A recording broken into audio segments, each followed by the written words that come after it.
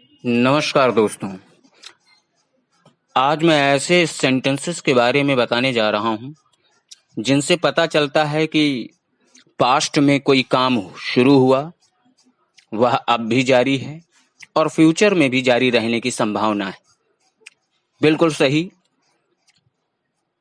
ऐसे सेंटेंसेस हमारे present perfect continuous, past perfect continuous, future perfect continuous के होते हैं।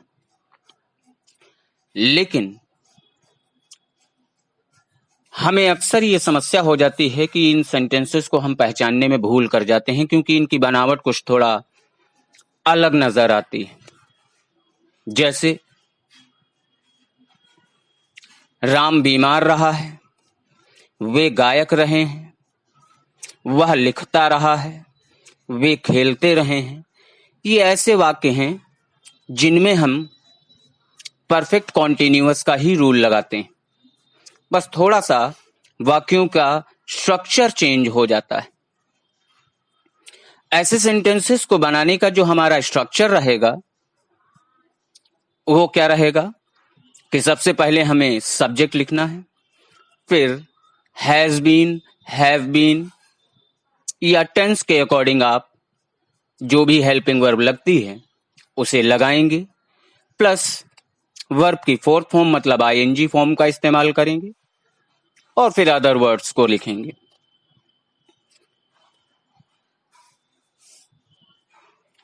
जैसे वह लिखता रहा है। अगर इस सेंटेंस को हम देखें तो ये हमारा प्रेजेंट परफेक्ट कॉन्टिन्यूअस टेंस है। इसे हम जब बनाएंगे तो क्या रहेगा, वह के लिए हमें ही लिखना है और ही के अकॉर्डिंग हेल्पिंग वर्ब हमारी हैज बीन रहेगी। तो ये हुआ ही हैज बीन। लिखता रहा के लिए हम क्या लगाएंगे, राइटिंग।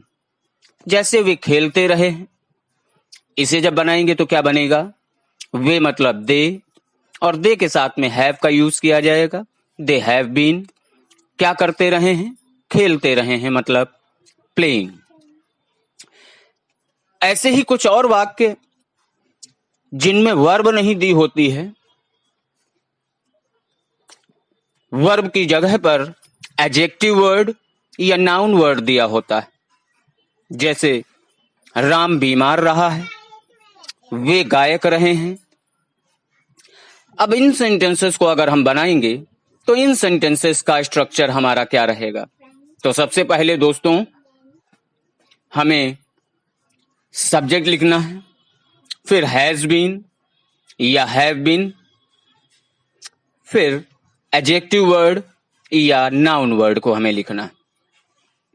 जैसे अगर हमें ये सेंटेंस बनाना है राम बीमार रहा है तो क्या बनेगा, राम, राम के according helping verb has been और बीमार रहा के लिए इल। अगला सेंटेंस जैसे वे गायक रहे हैं तो वे मतलब दे के according helping verb have been और प्लस गायक रहे हैं मतलब सिंगर। तो ये क्या हुआ, दे हैव बीन सिंगर। दोस्तों इस तरह के सेंटेंसेस हमारे तीनों टेंसेस में होते हैं, चाहे वो प्रेजेंट परफेक्ट कॉन्टिन्यूअस हो, चाहे पास्ट परफेक्ट कॉन्टिन्यूअस हो और चाहे फ्यूचर परफेक्ट कॉन्टिन्यूअस हो।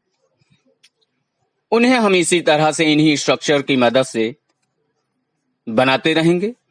हेल्पिंग वर्ब बदलती रहेगी, मेन वर्ब हमारी आईएनजी फॉर्म ही लगेगी और अगर समय दिया होगा ऐसे सेंटेंसेस में तो हम सिंस या फॉर का भी यूज करेंगे, अगर नहीं दिया है तो नहीं करेंगे।